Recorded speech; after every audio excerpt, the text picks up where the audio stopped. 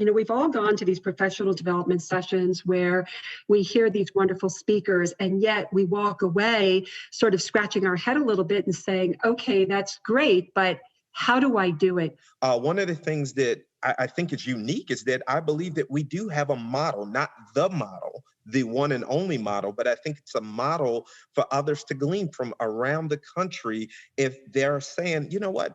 We're also doing work around UDL, and we're also doing work around equity. Hello, everyone, and welcome to the OPL podcast from MCIU. My name is Brandon Langer, and I am the Program Administrator for Instructional Technology, but I am joined today by an outstanding group of people who are doing tremendous work in the fields of UDL and equity, and I'm just so excited to have this conversation with them.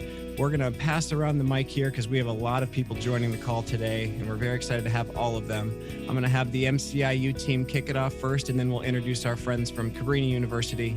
And once again, welcome everybody. Hi, my name is Lauren Benfield. I am a project consultant in the Office of Professional Learning in the areas of literacy and inclusionary practices. I'm Jesse Gluckman. I'm also a project consultant, and I am mostly in inclusive practice. And my name is Erin Barry. I'm a project consultant at Montgomery County Intermediate Unit, and my area of focus is mainly mathematics and STEM. And my name is Sarah Meisner, also a project consultant with the Montgomery County Intermediate Unit, and my areas are literacy and English language development. Hi, and I'm Mary Budzilowicz with Cabrini University, and I'm the Director of Universal Design for Learning, Technology and Resources in the School of Education, and I teach courses focused on inclusion and universal design for learning. I'm Amber Gentili. I am in the Teacher Education Department at Cabrini University, and I also serve as the Assistant Director for the Barbara and John Jordan Center for Children of Trauma and Domestic Violence Education. My research and interest really focus on research-based best practices for teaching and learning, and obviously that includes universal design for learning. And I really am passionate about equity for all students. Well, good day, colleagues. My name is Dr. Ron Whitaker, and I am the Culturally Responsive Assistant Professor of Education at Cabrini University. And I have other titles, but I also will just say that I am the Director of the Center for Urban Education, Equity, and Improvement. So my work largely centers around culturally relevant practices, anti-racist education, and also going deeper with issues related to diversity, equity, and inclusion. And I'm just excited to be a part of this conversation. Well, once again, welcome everybody. Thank you for joining us today. And for any new listeners, the OPL podcast is our conversations with school districts in Montgomery County, ed leaders that come and join the MCIU for learning, and just our own team with the Office of Professional Learning at our organization. And I'm excited about this conversation because it's our second podcast that we're putting out around the topics of universal design for learning. And we covered some of that in our first podcast where we took a look at UDL and UBD and kind of talked, where they overlap, where they differ a little bit. And that was a great conversation with two people on the call today with Jesse and Lauren. But today we're zeroing in on UDL. We're zeroing on equity and intentionality. And Jesse, I'd love if you could just give us a little background, this partnership, UDL partners, MCIU, Cabrini, what we're working toward. That'd be great. When doing this work, one of the things that kept popping up as we were out in classrooms was that people really believe and have values that align with trying to make inclusive classrooms, but they get stuck in the barriers. And what it does is it prevents them from turning their theory of what they believe into practice. Mm-hmm. So Lauren and I really started on a mission of we need to think differently about how we provide professional learning to move the practice to create spaces for children to belong. And we knew that this was going to be a learning journey. We knew that we had a lot of information on theory. We didn't have all the information on theory. And we knew that we needed to think differently. So at Starbucks, we ran into a colleague or a former professor, actually. I ran into Mary Budzilowicz, and I knew she was just passionate about universal design for learning. And from that conversation, we knew that we needed to team and work together to move this work forward. We really wanted to spend a lot of time talking about it through an equitable lens. And Cabrini really helped shift us. So I'm going to pass it over to my Cabrini counterparts to talk about the unique way we think about universal design for learning. Right. Well, thank you so much, Jesse. I guess I will start us off, and then my two wonderful colleagues can probably add a commentary. I think when we look at the natural connection between UDL and the work that we do around equity, it really is a natural partnership, right? I'm going to argue, and stealing the language from a prominent professor at Stanford University, Linda Darling-Hammond, it really talks about how America's commitment to equity will determine our future, right? And I think all too often we are really talking about this so-called academic achievement gap. And we've been talking about this now for 20, 30 years about this so-called academic achievement gap. But what she really argues is that when we drill down, it really comes to equity, right? Issues related to equity. And we now are living in times where if we're not serious about equity, forget about students not going to college. We're talking about their livelihoods. We're talking about the disenfranchisement of individuals and communities. So when we're looking at it through an educational lens, in terms of variation, in terms of the things that teachers and educational leaders and school districts need to be cognizant of, what we're arguing is that this intersection between UDL and authentic equitable practices is something that should not just be rhetoric, but it should be something that we're hoping to see in policy.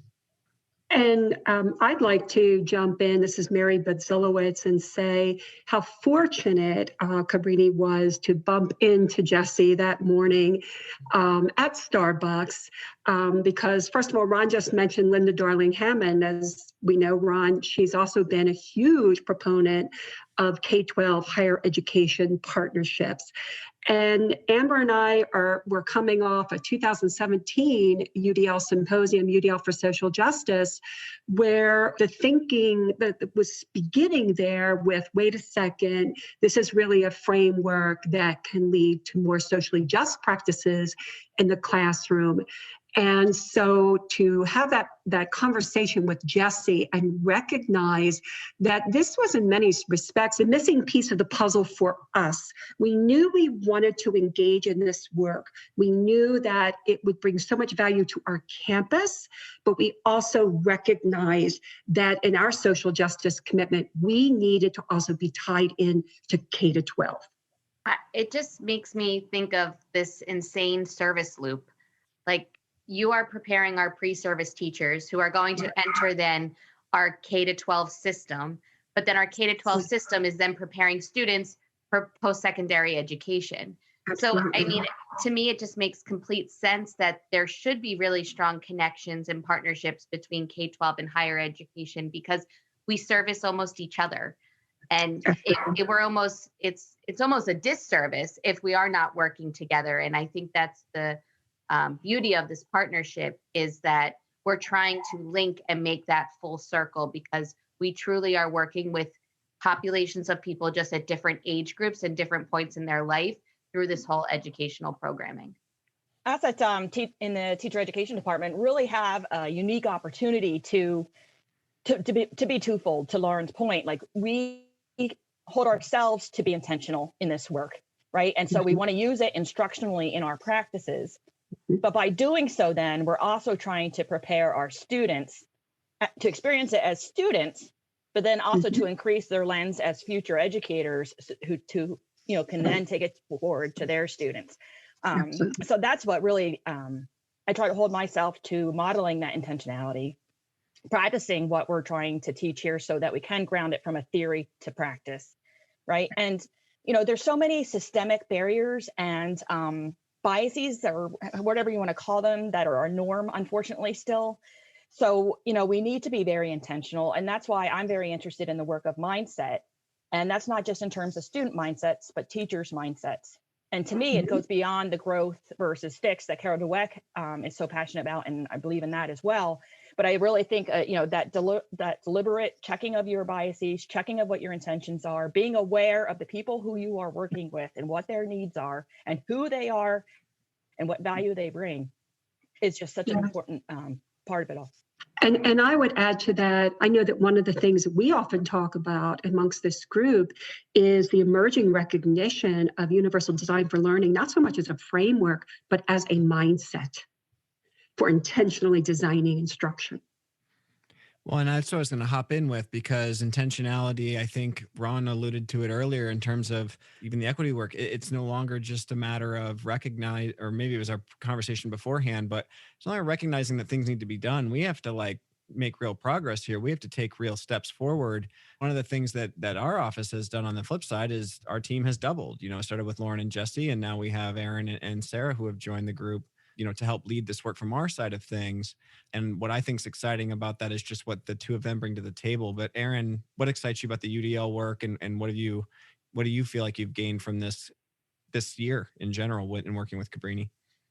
Yeah, I mean, it's been a whirlwind in the past 6 months. I feel like I jumped into this team at a crazy time in education, and I've learned so much just in the short time that I've been involved. The collaboration between both of our organizations has been so vital in all that we're trying to do in building community and reaching out to educators in the midst of trying to build content and build our knowledge in order to help others implement UDL. We are learning so much in the process.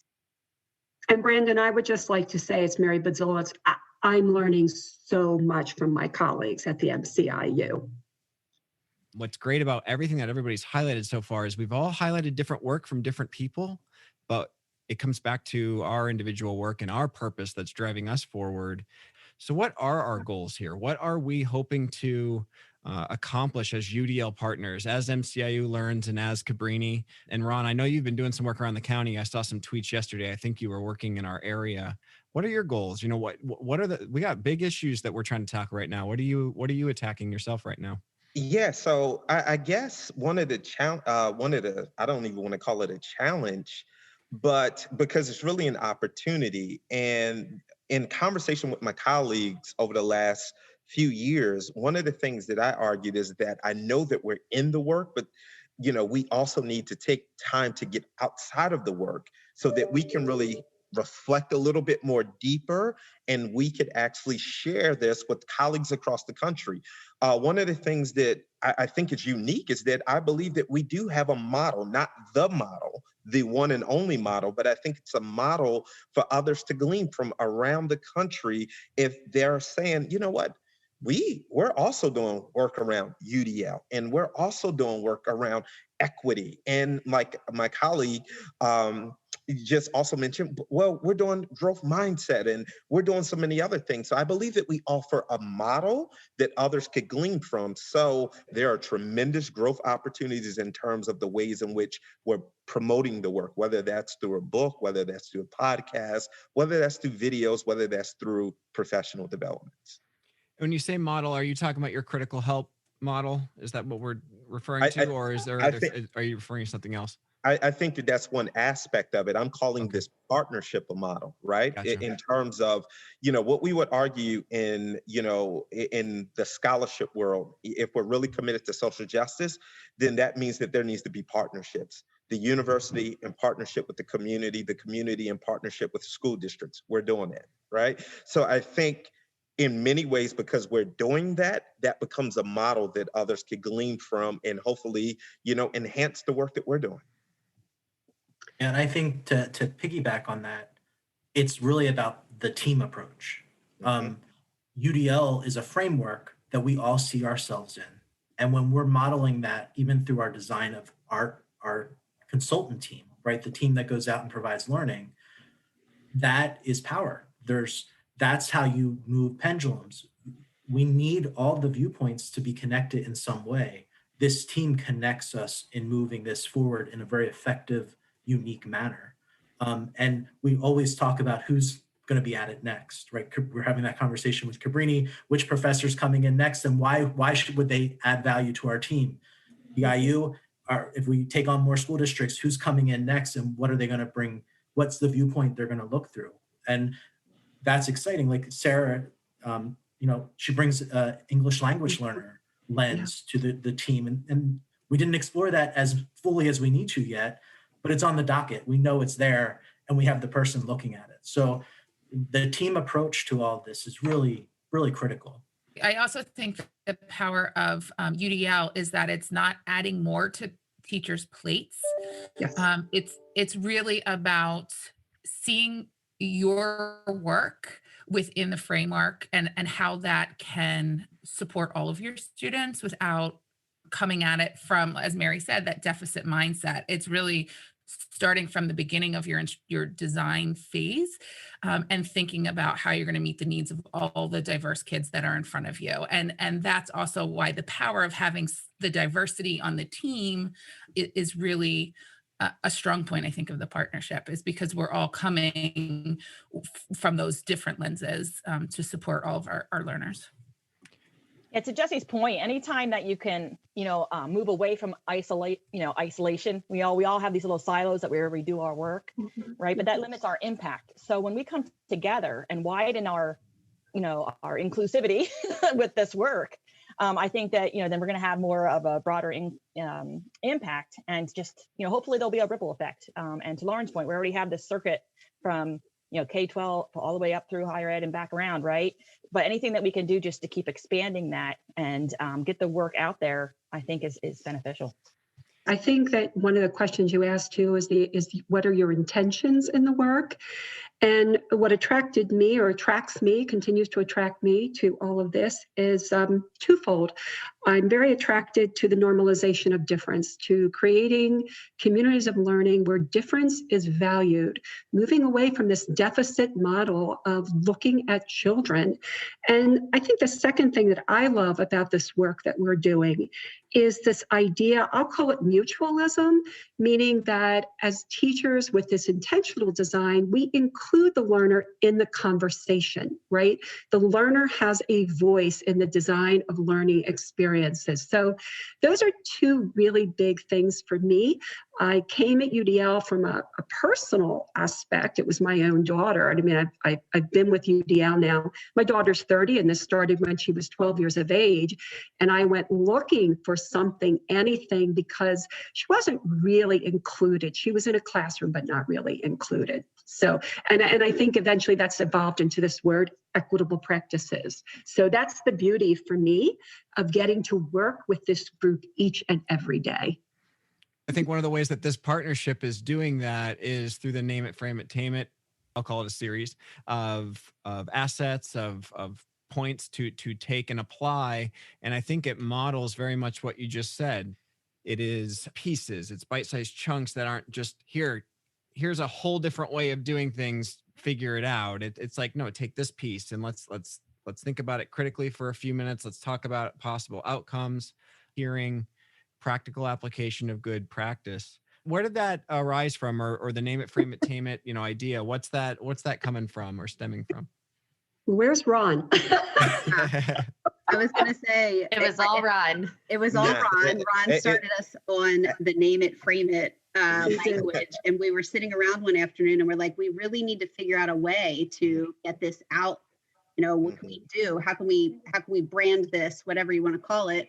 But COVID caused us to pivot. And so we had to figure out a different way. We couldn't be face to face with people. So what was another way to push out content? And his language of Name It, Frame It, and then we somehow landed on Tame It with the idea that there's a lot of work in UDL around the what and the why, but not the how. So that's really sort of where we landed in terms of how do we take this framework and look at specific checkpoints so that we can break down barriers and give teachers hands-on, quick, easy turnaround strategies that they can use in their classroom the next day in a very quick, bite-sized format.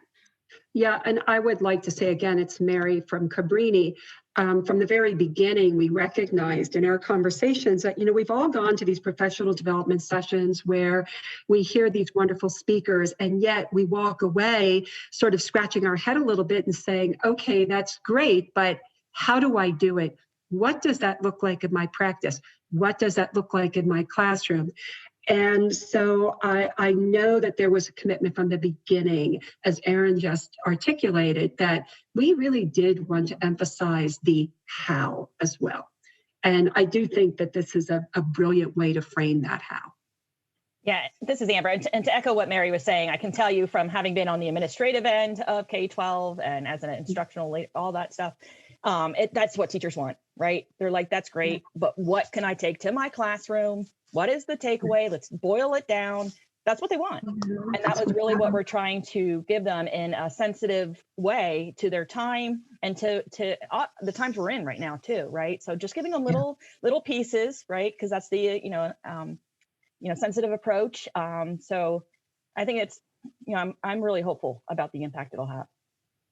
Yeah, and I think about too some of these videos that we're making, or I can maybe say or argue that maybe all of them, they don't have to just be UDL name it, tape it, frame it videos. I mean, Sarah can speak to. We got an opportunity to work on one on building background knowledge for students to have access to text that they're reading, and we were able to share that with literacy leaders in our area. And I know, Sarah, you were working on another one with ELD that you were able to share with that community as well. So it's so amazing that we don't have to coin it UDL.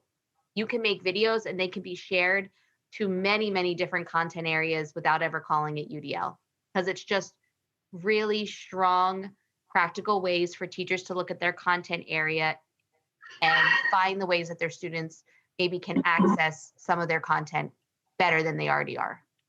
And I would like to say that these videos really are not simply K-12 practice. When you think about building background knowledge, much of this information and this content is also needed in higher education as well. Right.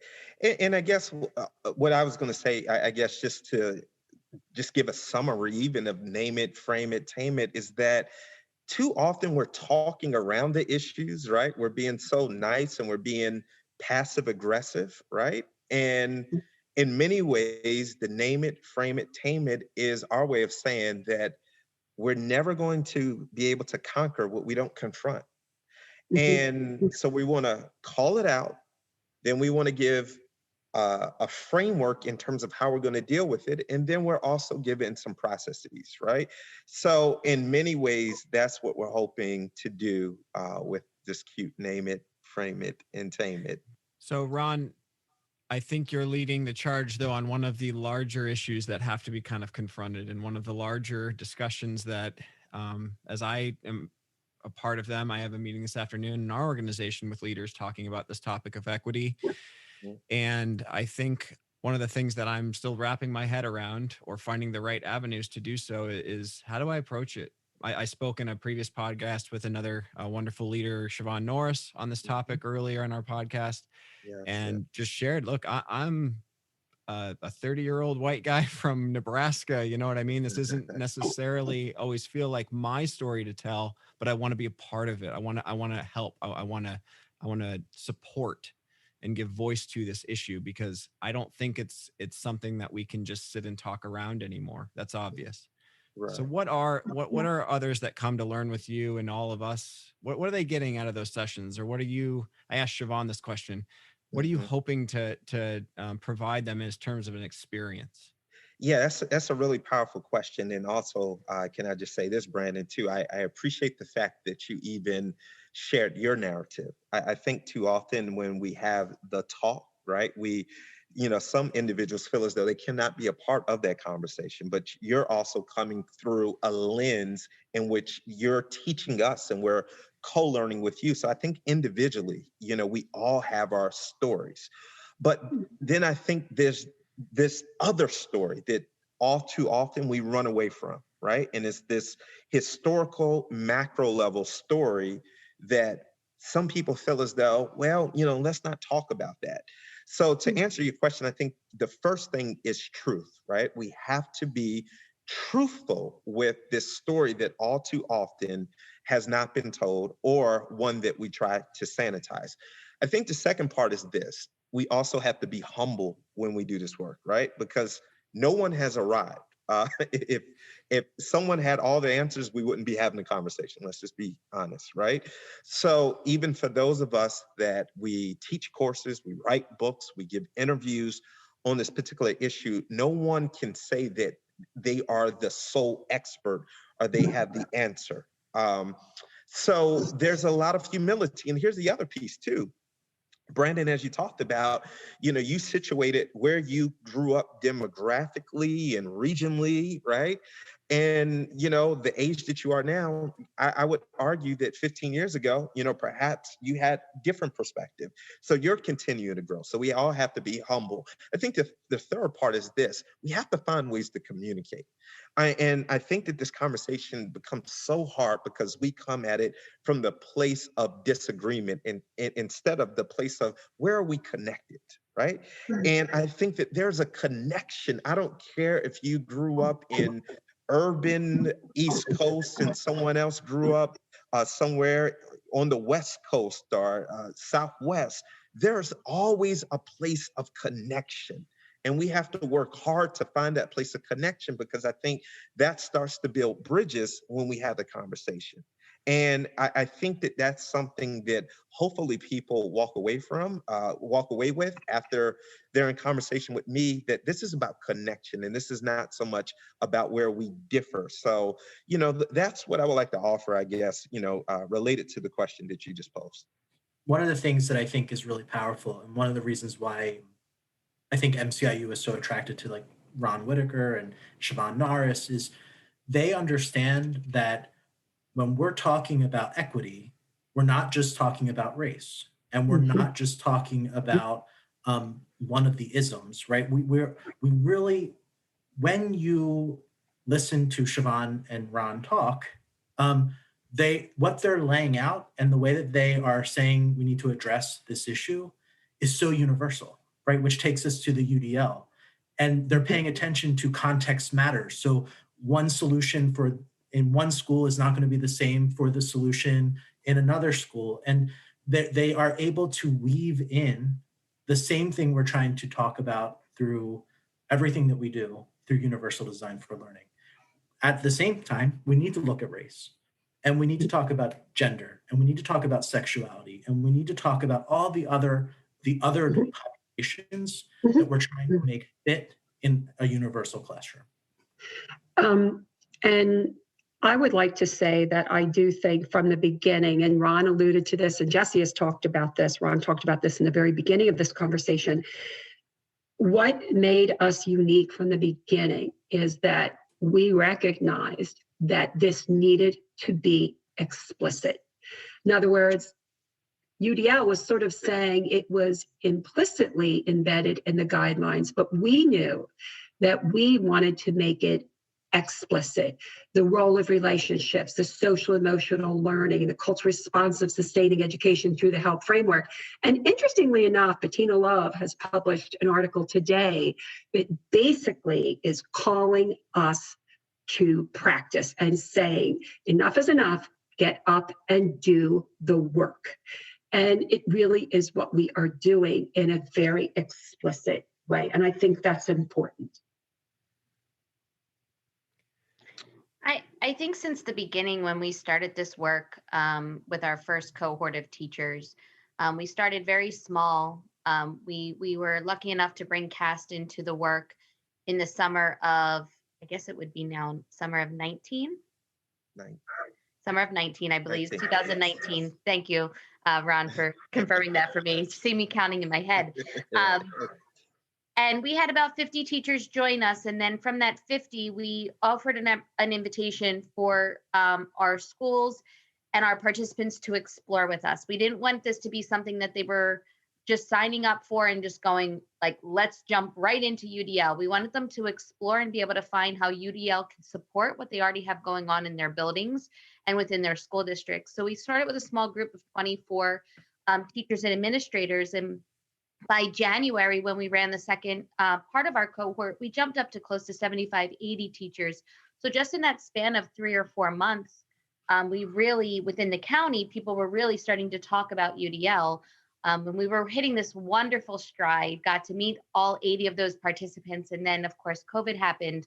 So that's when we had to go back to the drawing board and figure out where everybody was and where was this work currently with everybody else's state of, kind of confusion and trying to figure out what school looked like in the spring. And even though COVID was going on, we were still getting emails from teachers saying, I see what you mean by UDL. I get it. I'm looking at it now. It's more apparent to me now that we're through this pandemic situation. I need to get back to PD with you. I mean, we had one teacher reach out to us and it was like a very short email, but it was so powerful because it just was, I know what you were doing. I see it now and I need to get back into it. And I think now as our schools are starting to settle into this new norm, we're now starting to receive calls again and saying, we're ready to get back on the UDL train. Where can we pick up? We had to stall a bit and our priorities changed, but now we're ready to jump back in. So we're really excited to see now, how can we pick up this momentum? And I think Name It, Tame It, Frame It was a great way to engage those that we've already worked with, but also then reach out. And I have to give thanks to Erin because she's been our Twitter queen. The connections that she's made with people outside of the county and in the state and even out of like in other countries has been unbelievable. That has been able to sustain us and still make meaningful connections. But I know I'm excited to get back and deep into the work with our county and those that we had engaged with in the 1920 school year, to really even say, okay, now you've explored, now you've lived through this uncertainty in education through the pandemic. Now let's really talk UDL, because I think mindset and I think people's views of UDL will change after their experience over the last 6 months. Yeah, I agree with everything Lauren just said. And I also want to tip my hat to Erin in terms of the Twitter account for UDL partners. And I think one of the things that we've also learned during this COVID pivot is how vested the global UDL community is in our success and in our journey. So that's been a relationship that's been established through the Twitter account of UDL partners. Yeah, I guess there's so many success stories. As Lauren talked about, we're excited about our partnerships. I really don't want to just highlight one, but for example, Abington School District, there were so many possibilities that we've explored with them prior to COVID. So that's just one success story as we're thinking about a K-12 partner and the possibilities of doing this work. I think Jesse mentioned a new colleague that has kind of stretched me a little bit, Siobhan Norris. And, even though she's coming at it from a anti-racist and equity lens, here's the other piece. This work is so heavy, right, that I think once we're in it, we forget how much of a toll it takes on us. So, my mindfulness practices have really picked up just from learning from her. And then I think also in-house, and I have to give props to Mary and Amber. I think even within the context of Cabrini University, because of this partnership with MCIU, there's also been a greater buy-in at the university. Mary won't say this, but even the name of the center is very intentional. And I don't think that we would have had enough leverage to even, get names changed and the resources if it was not for this partnership and individuals seeing the strength that we collectively, bring together. Yeah.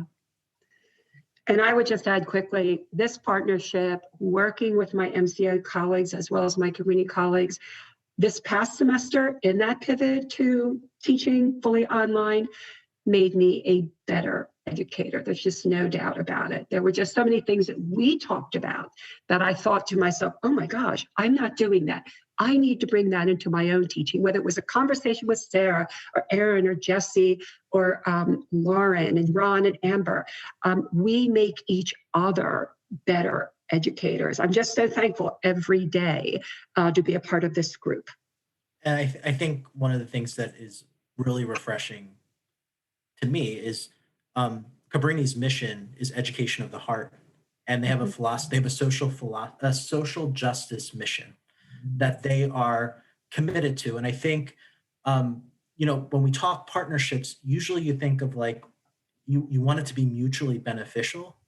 And our partnership is mutually beneficial without the dirty things that usually get involved, like money or contracts, or like, it's just, we're doing this work because it's the right thing to do in the right moment for both organizations. And I think there's a lot of power there. And it makes me feel good and hopeful about why we started this work to begin with. If we want to create inclusive environments, we all need to belong. And I think we all see how we belong in this partnership.